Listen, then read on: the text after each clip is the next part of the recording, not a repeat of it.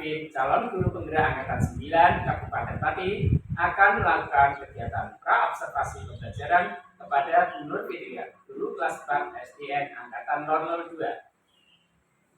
Baik, Assalamualaikum Bu Fitri. Bagaimana kabarnya hari ini? Alhamdulillah. Baik Bu Fitri, hari ini saya akan melakukan kegiatan pra-observasi sebelum saya melakukan observasi pembelajaran di kelas. Tujuan observasi kali ini adalah untuk mengetahui atau mengevaluasi pembelajaran yang akan dilakukan nanti. Sedangkan tujuan pembelajaran pra-observasi melakukan persiapan pembelajaran sebelum Bu Fitri melakukan pembelajaran sehingga Ibu nanti akan lebih siap jadi dan melakukan pembelajaran di kelas nanti. Baik Bu Fitri, berikut ada beberapa pertanyaan yang saya ingin tanyakan kepada Bu Fitri terkait dalam kegiatan pembelajaran. Yang pertama, apa tujuan pembelajaran yang ingin Bu Fitri capai? Tujuan pembelajaran yang ingin saya capai nanti pada matematika ya. Yang pertama, murid dapat menyaksikan alur kegiatan ekonomi. Ada tiga: produksi, distribusi, konsumsi, harga. Kemudian yang kedua, murid dapat menjelaskan pengertian dari kegiatan ekonomi tersebut dengan lengkap. Yang ketiga, murid dapat mengidentifikasi pelaku kegiatan ekonomi dengan tepat. Kemudian yang terakhir, murid dapat menganalisis contoh-contoh kegiatan ekonomi secara terperinci. Itu Pak, tujuan pembelajaran yang ingin saya capai. Baik Bu. Kemudian untuk pertanyaan kedua, apa dan bagaimana area pengembangan yang ingin dicapai dalam pembelajaran kali ini?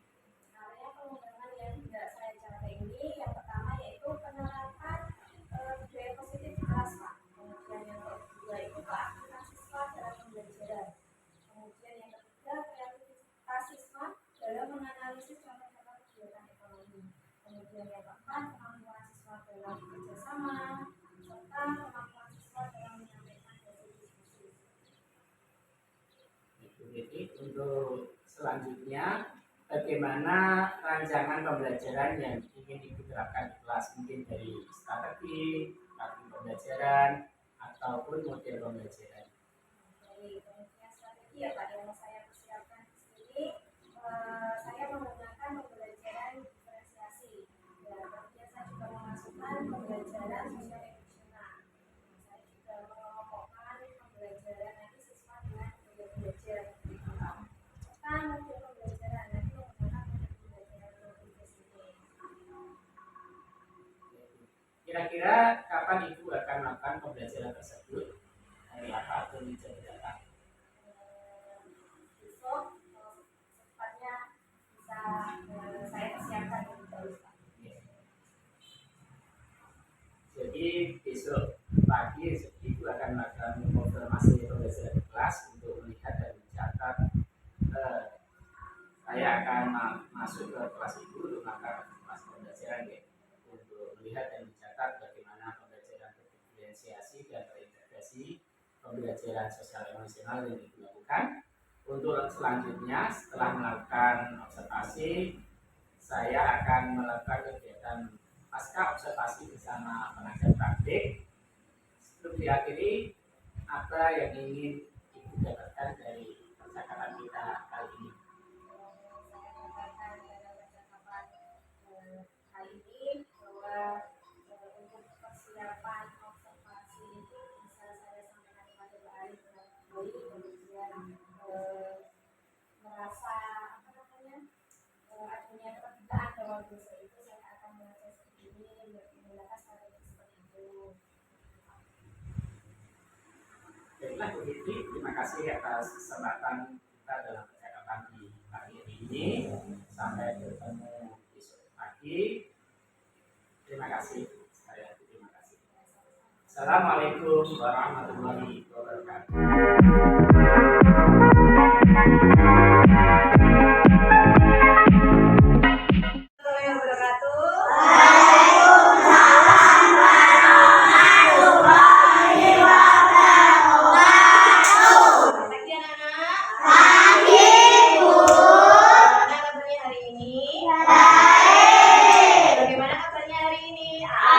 Alhamdulillah luar biasa.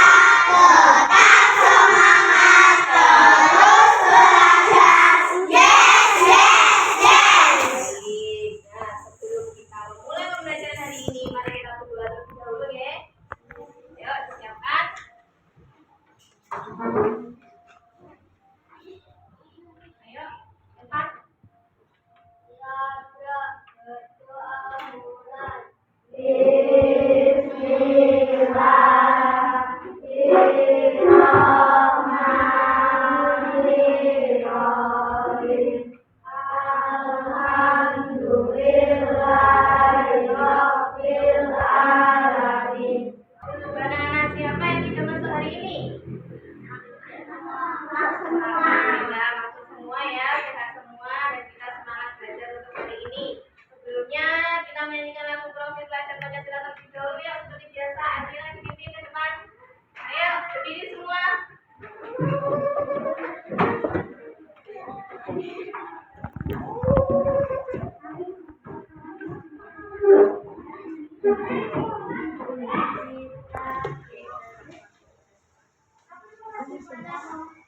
Profil belajar Pancasila.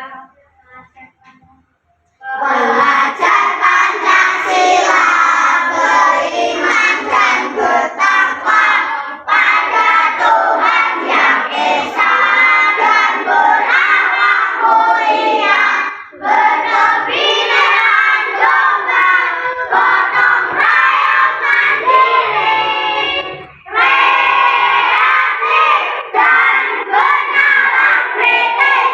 Belajar Pancasila, beriman dan bertakwa pada Tuhan Yang Esa dan berakhlak mulia, berkebinekaan global, gotong royong mandiri, kreatif dan bernalar kritis. Baik, terima kasih sudah kita masih topik belajar Pancasila. Nah, anak-anak, siapa yang masih ingat materi pas minggu yang lalu? Kita belajar apa?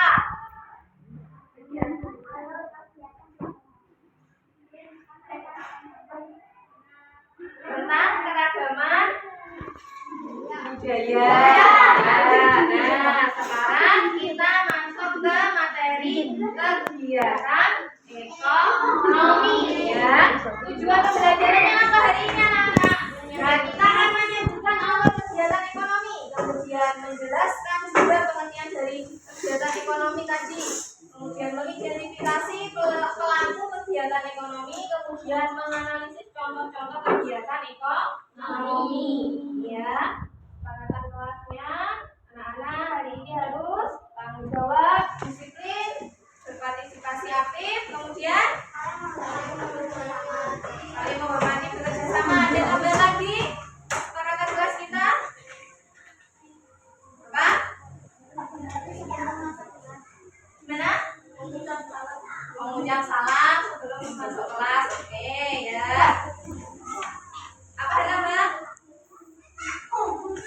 Tidak berbicara ketika sedang guru sedang menjelaskan ya. Oke. Nah, sebelumnya Bu Guru akan membentuk anak-anak menjadi beberapa kelompok ya. Yang suka menggambar, ngacung. Ya, tadi sudah kelompoknya ya. Kemudian kelompok bercerita. Oke, nanti meja sini sama meja ketiga ya. Kelompok menulis. Oke, yang suka menulis nanti jadi kelompok satu ya. Yang dua kelompok. Kelompok bermain peran, siapa yang suka bermain peran? Oh ya, sudah duduk di belakang ya. Nah, oke. Nah, sebelum nanti kita bekerja dalam kelompok, kita akan berhenti sejenak melakukan aktivitas dulu ya. Anak-anak melakukan stop sebentar ya. Agar apa? Pikirannya oke ya. Perhatikan anak-anak. Melakukan yang dulu sebentar ya. Anak-anak Mari dengarkan. kita stop sejenak dari kegiatan apapun yang dilakukan saat ini. Mari istirahatkan sejenak fisik dan mental selama kurang lebih 3 menit saja. Sebelum mulai, silakan Anda duduk senyaman mungkin. Nyaman mungkin anak-anak. Anda bisa menggeser posisi tempat duduk agar menjadi lebih nyaman. Yang nyaman, Coba senyaman-nyamannya. tempat duduk tidak membungkuk, Tapi tidak membungkuk Indra. tetapi kedua bahu rileks. Bahu rileks. Mari rasakan kursi yang menopang tubuh Anda. Rasakan kedua telapak kaki bertumpu pada lantai. Letakkan tangan pada pangkuan atau di atas meja. Tangan boleh di pangkuan, boleh di Relax. Relax.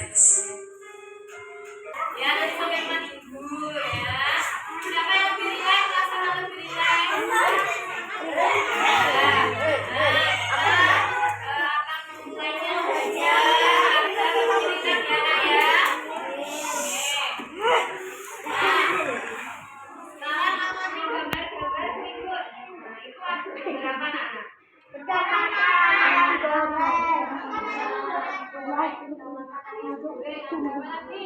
Makan es krim. Kemudian nah, kegiatan mereka itu termasuk salah satu dalam kegiatan ekonomi. Ya.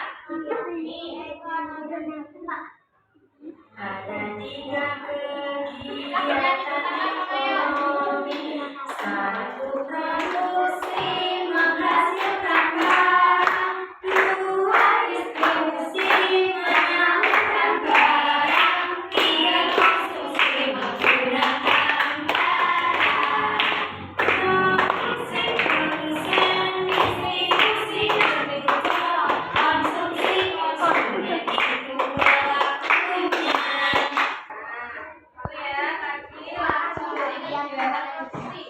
Jadi gambar tadi berarti termasuk kegiatan apa anak? Memakan chicken, memakan es krim berarti termasuk apa? Kegiatan yang mana? Produksi atau distribusi atau konsumsi? Konsumsi. Ya, nah untuk belajar lebih dalam lagi tentang kegiatan ekonomi itu akan membagikan lembar kerja ada masing-masing kelompok tadi yang sukanya bercerita tadi. Siapa tadi? Kelompok mana? Ya. Kemudian yang suka menggambar tadi mana?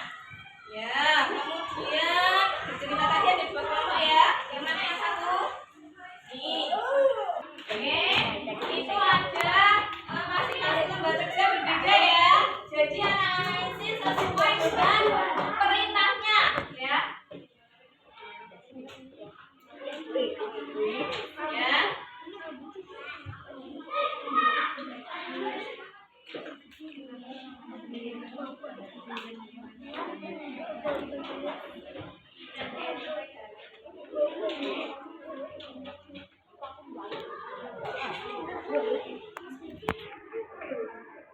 Ayo, 15 menit dari sekarang.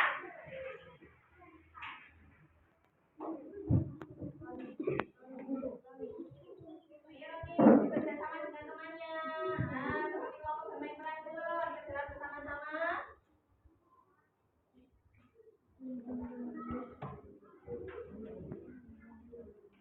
Sudah selesai ya anak-anak? Waktunya sudah habis? Sekarang sebelum anak-anak mempresentasikan hasil diskusinya, kita tepuk semangat dulu ya. Tepuk semangat.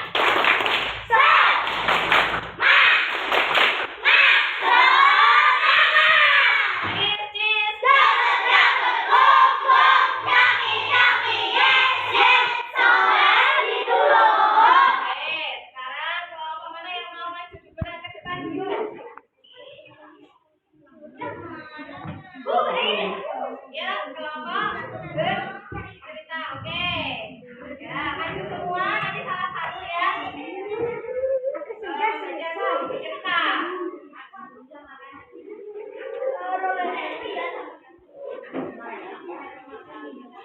Ayo, di sini di tengah. Ya,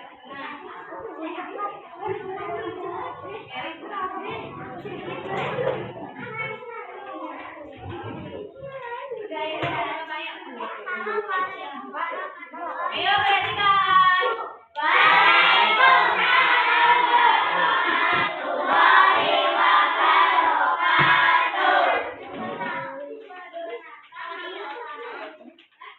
Kami dari kelompok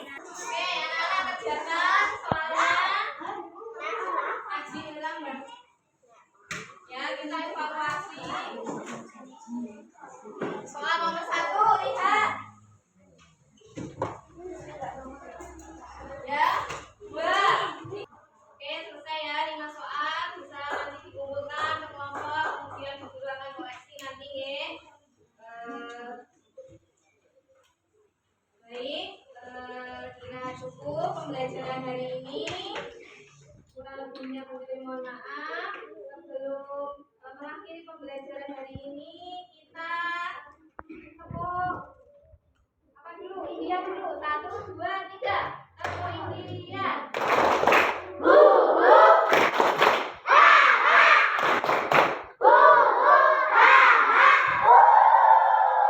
Terima kasih. Akhirul salam. Wassalamualaikum warahmatullahi wabarakatuh.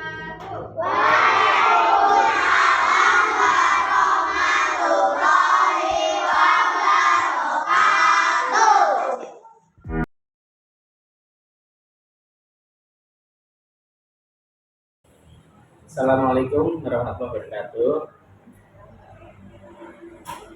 Bagaimana kabarnya Bu Fitri?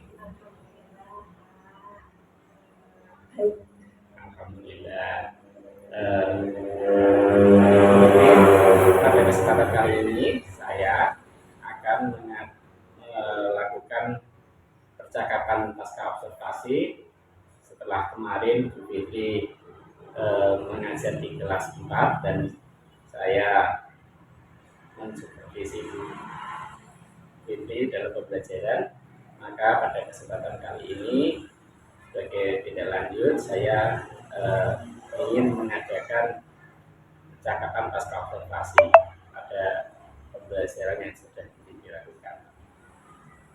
Baik Bu Fitri, berdasarkan pembelajaran yang telah Bu Fitri lakukan kemarin, apa yang menjadi catatan atau refleksi Bu Fitri dalam pembelajaran kemarin?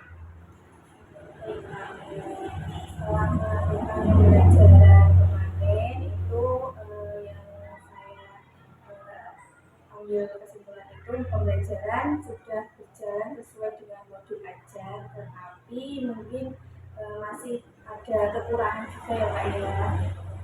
Pembelajaran juga sudah melaksanakan diferensiasi dan kemudian PSE juga.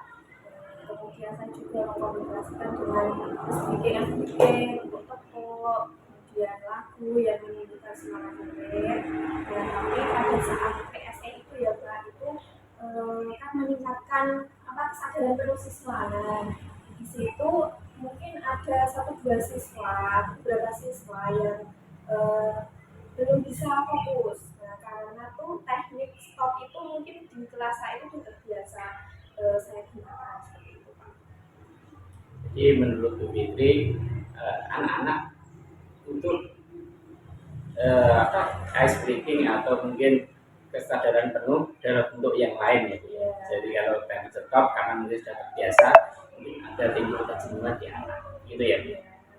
Juga sudah mungkin terbiasa seperti itu dan berulang-ulang seperti itu. Nanti akhirnya seperti ini sudah pada tahu, mungkin merasa sudah bisa.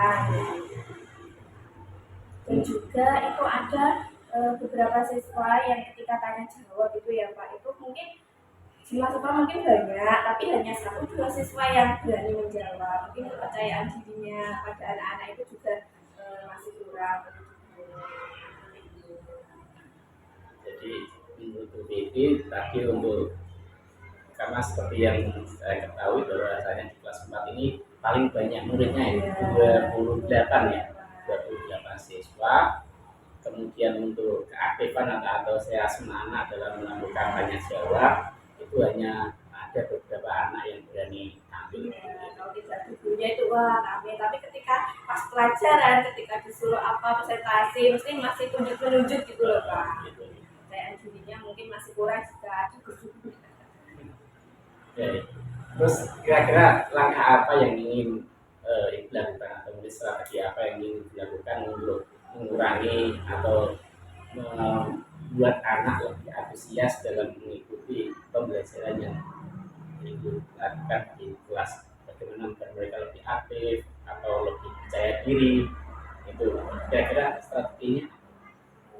Mungkin saya dari tadi ya Pak yang masalah yang mindfulness membangun kesadaran penuh tadi, mungkin saya akan mencoba beberapa teknik, tidak hanya teknik stop ya Pak, karena kan untuk meningkatkan kesadaran penuh menurut diagram S ya Pak ya, itu kalau kesadaran yang secara itu 12% ya, yang tidak sabar itu kan yang masih banyak 88%-nya ya Kak ya. Nah itu mungkin diperlukan beberapa teknik seperti teori titik itu ya Kak ya, ada beberapa perasaan nanti kemudian itu dari rumah perasaannya, cintanya, misalnya ada yang merasa marah, cengket, apa alasannya apa, bisa bercerita seperti itu. Kemudian juga dengan cara misalnya membuat puisi tentang perasaan, kemudian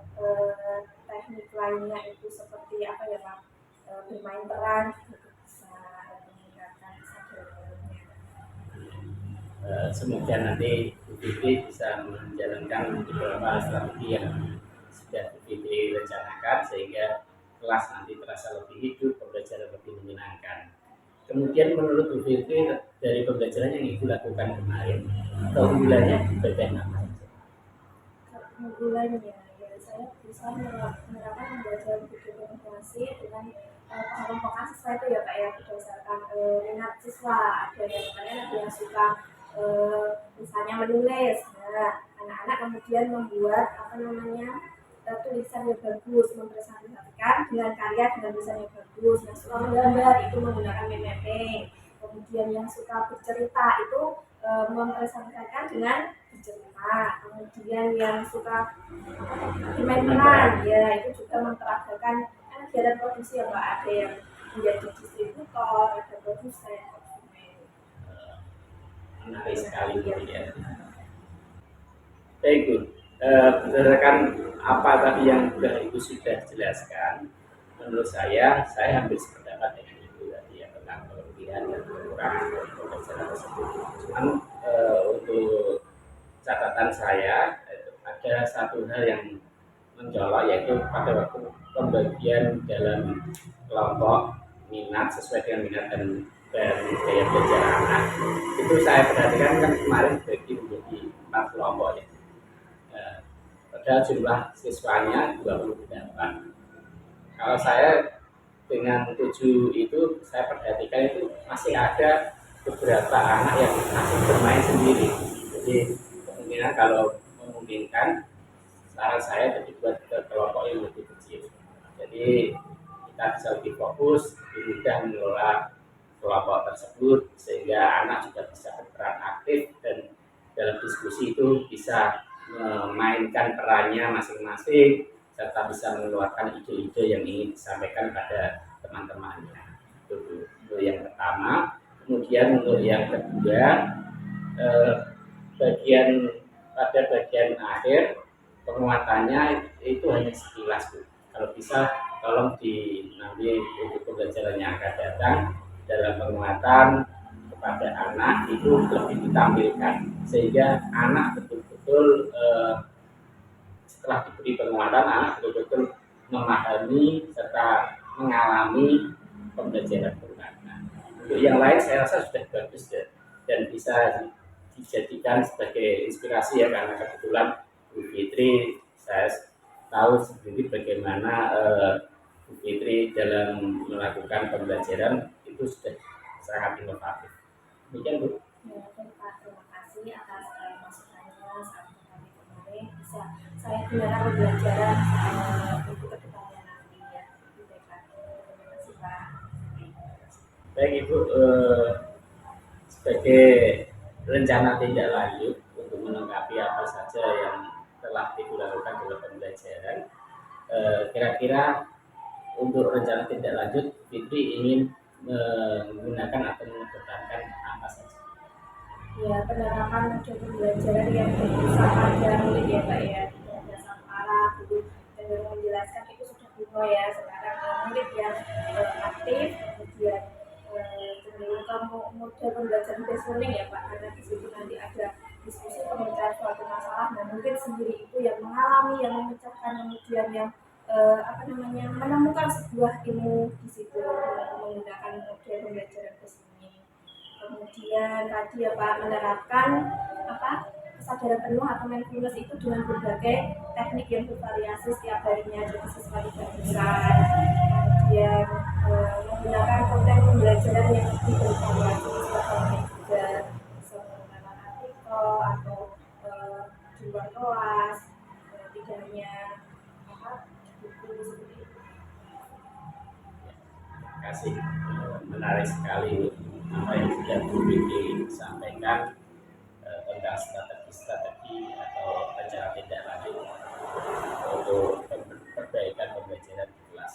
Saya harap apa yang Bu Vivi sampaikan tadi juga bisa dipahami oleh rekan-rekan guru lainnya untuk mengambil inspirasi bagaimana sebuah pembelajaran itu bisa bermakna pada murid, bisa berpihak pada murid, serta memfasilitasi bagaimana gaya dan minat belajar siswa. Ini karena sedang tren-trennya ya Bu ya, dalam kurikulum merdeka pembelajaran berpihak pada murid. Jadi kita secara perlahan sebagai pelopor perubahan, karena setiap guru itu harus selalu siap berubah. Jadi saya sependapat dengan Ibu dengan apa tadi yang Ibu sampaikan tentang kelebihan dan kekurangan, juga tentang rencana tindak lanjut itu. Demikian Bu, terima kasih atas kesempatan kita melakukan percakapan pasca observasi. Semoga membawa manfaat dan kebaikan. Terima kasih. Assalamualaikum warahmatullahi wabarakatuh. Waalaikumsalam.